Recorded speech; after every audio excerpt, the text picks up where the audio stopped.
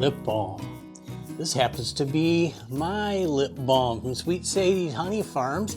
I make this myself and sell a lot of it. And what's it say? It says for the softest, smoothest, sweetest lips ever. There's a little asterisk that says, oh, this claim is substantiated by the beekeeper's wife.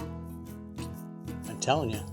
So this is so simple to make. And whether you're making a lot, I'm gonna show you how to make a lot. Or whether you're just making a few, you can scale down this recipe. This is no secret recipe. I pulled this off of someplace years ago, and I've slowly adjusted it. So I'm gonna actually give you my adjusted recipe, and it's just good stuff. I don't put any flavoring or anything else in. I will add a little bit later about how much you put in. If you want to do that, that's up to you. I actually have a lot of customers that come and buy this specifically because it's all organic. And it's funny because, and I'll talk about it when I'm selling it in my booth and say, these are all organic materials except for my beeswax, because I can't call my beeswax organic because I don't know that the bees are going to all organic flowers, but it's just kind of a funny little ironic thing. But so yeah, it's a pretty simple process.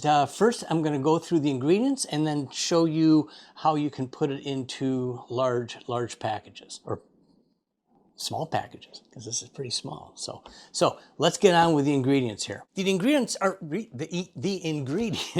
pretty simple. There's not a lot to it. Obviously, first most important is beeswax, because this is a beeswax based lip balm. And I make and sell these 1 ounce blocks. They're pretty easy to make. They've got cool little beeswax on them. You can see that. Maybe it's better in this one. See that they're really nifty. And I actually sell quite a bit for odd causes. I had a guy the other day who is a professional string violinist, or oboe? No, oboe's the wind. But anyway, he uses it to wax the strings on his instruments. I thought, well, that's kind of a cool way to do it. But anyway, it's beside the point. I digress, but that's pretty natural and you know that. So you need beeswax. Secondly, you need almond oil. And almond oil gives it kind of a sweetness, and it's also a moisturizer. You get a good quality almond oil.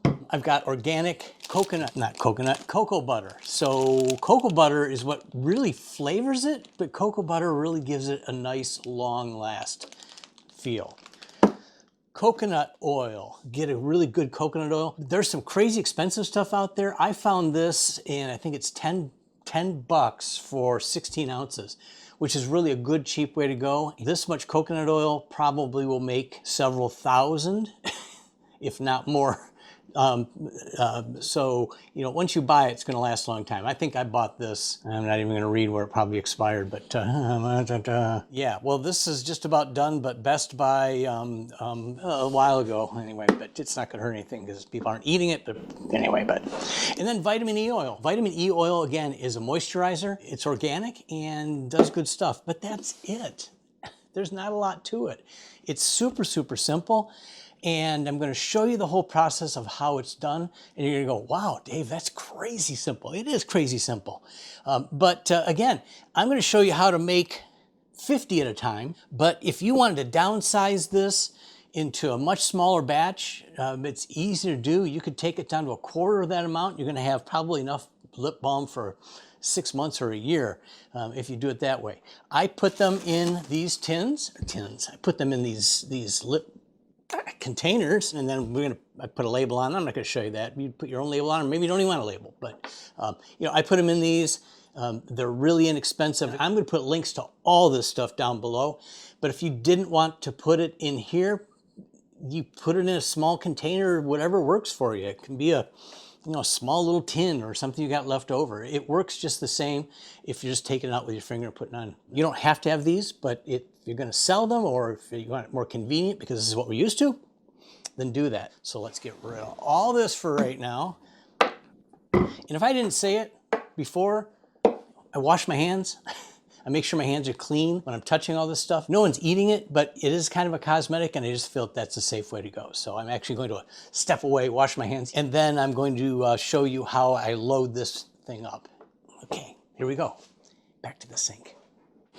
And I'm going to move all this back behind me because this is where the magic's going to happen here in a few minutes. I might as well just get it out of here so you can see how these are loaded. And I will tell you, if there's one thing that probably takes the longest of this entire process, it's loading up this tray, just because it just takes a lot of work to make it happen.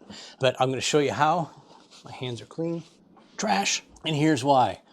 You have to take off every single cap, put it in a bowl, and you stick it in. You take another one, pull off the cap, you stick it in. Okay? Through the magic of Evan, our editor, this is going to go really quick for you now.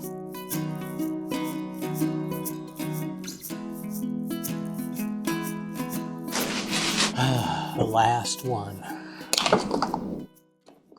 There you have it.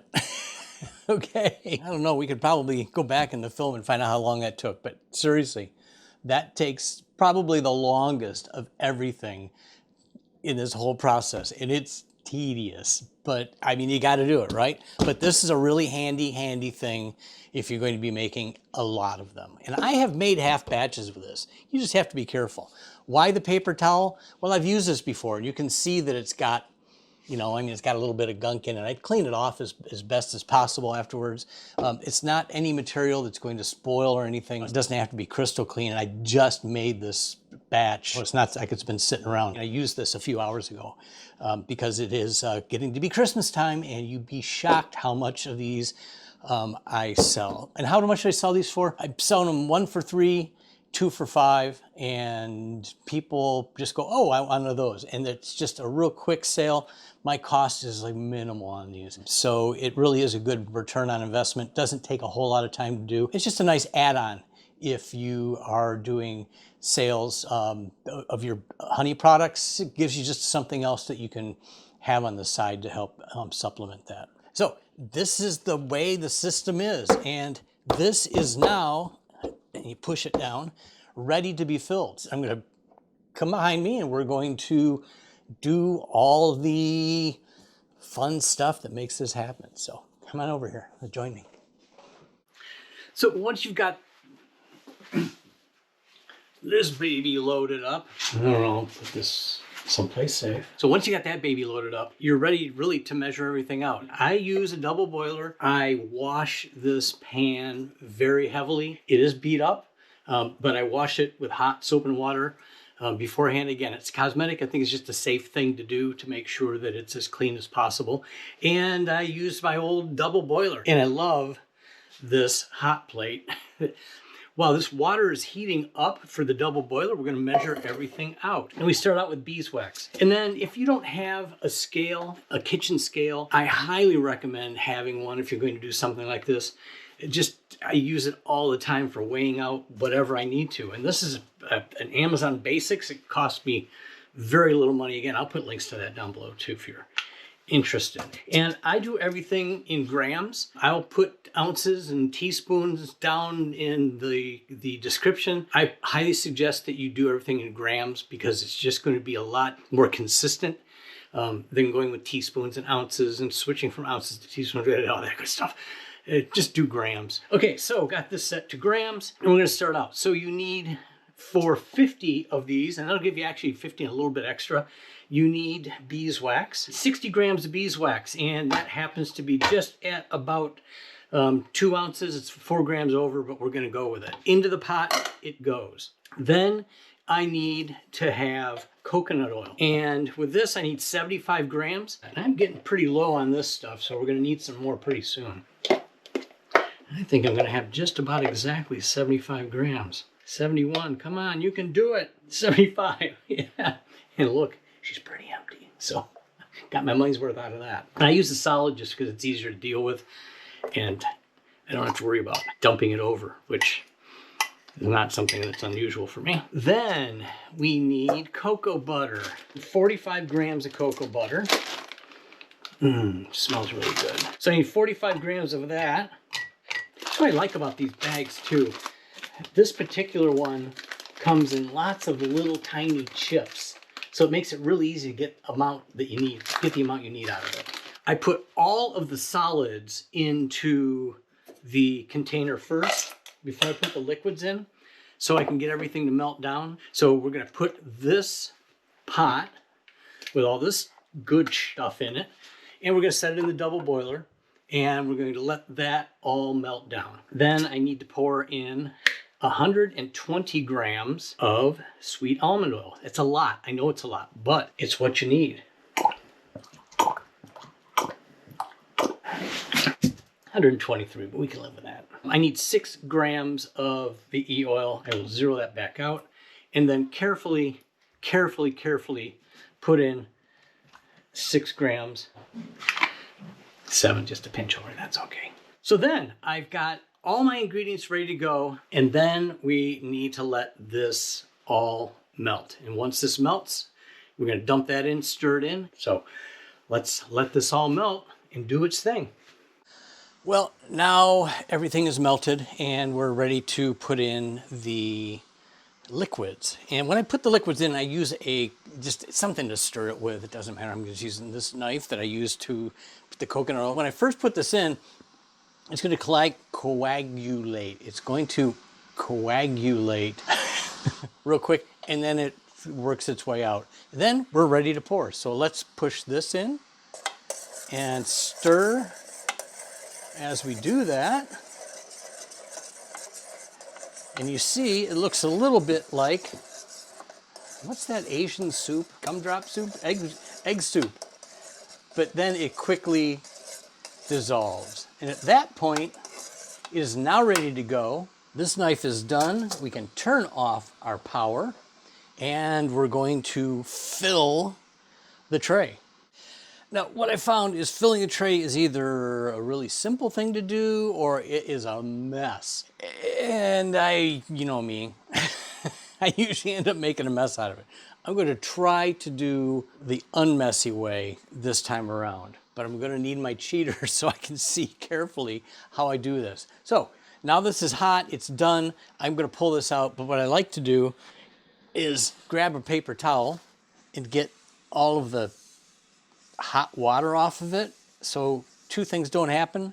Number 1, I don't get hot water into my lip balm. And number 2, I don't burn myself because that stuff's hot. I'm telling you, it's hot. Okay, so here's how we do this. And I'm kind of backwards, so apologize for my left-handedness. But it's a simple pour into the mold.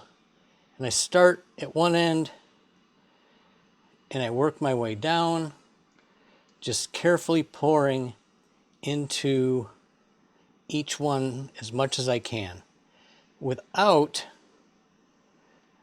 getting crazy with it.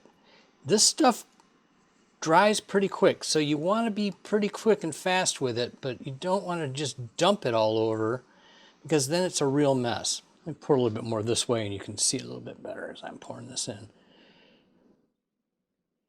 And more than anything, you just want to get it as full as possible. But the less you have overage, the less mess you have. So now I've done exactly what I didn't want to do. And that is, I'm pouring it all over the place because I had excess. Disaster Dave strikes again. Okay, so we're just going to blot that up a little bit. But then you can take this handy tool and you fill up any of the tubes that aren't full.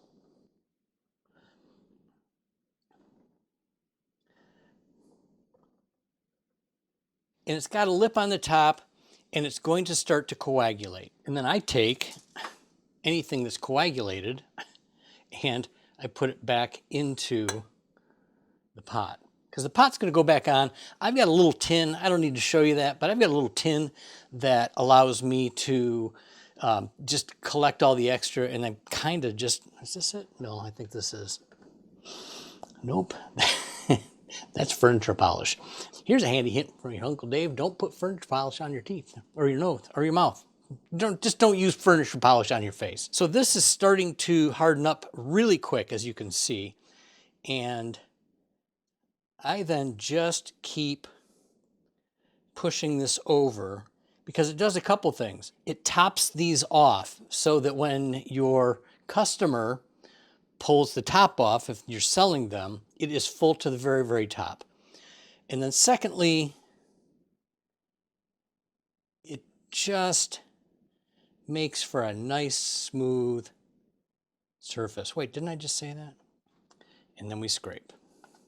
And you can see how fast, because I'm doing this all in real time, you can see how fast this hardens up. And then I just keep pulling across. And then I can pull this amount off, put it in.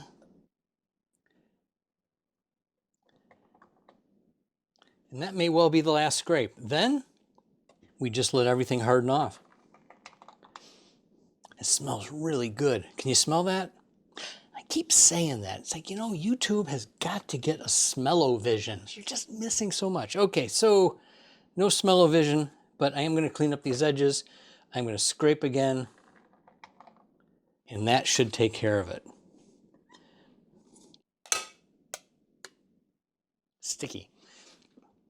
Okie doke. So now just give me a few minutes to let these harden off, and I'm going to show you how we finish all this off. So it has literally been less than, I guess about 10 minutes, and these are completely done and ready to be capped. I will do one more quick swipe just to get all of the really hard stuff off of here, so that it's not a complete mess. And then it's a pretty simple process. You turn them over, and I usually will do this over on the bench behind me, but for the purpose of today's video, we're going to do it here. And you grab your caps, and no, I'm not going to put you through having to see me cap all 50 of these, but here is how simple the process is. So this is done. You put the cap on it, you click it down, you wipe the extra off your hand there, and there you have it. It's done. It's perfect. It is a great product. If you want to sell it, it is ready for a label. I'm not going to go through the whole label process. I can show you what we do. I not only put a label on them, but I also put a shrink wrap on top of them because I feel like that gives me a little bit better security. People feel a little more confident with that. And plus I've had some issues with the labels peeling off.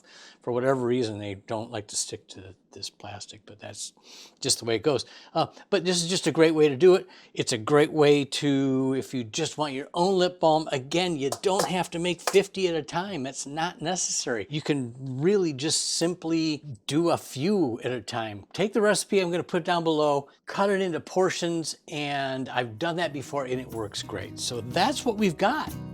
So here you have it. Lots and lots and lots of lip balms in a very simple process. So I thank you for watching. Appreciate it. As always, if you like this, it's nice to be liked. Hit that like button. And if you haven't subscribed to us, boy, please do, because you know our numbers are growing and that just helps us to even keep to do more. And I'm loving the community. I'm loving the feedback I'm getting. So if you like the lip balm, put it in the comments or anything else you want to put down there, I guess. And as always, happy beekeeping, and we will see you next time. Thanks. Take care.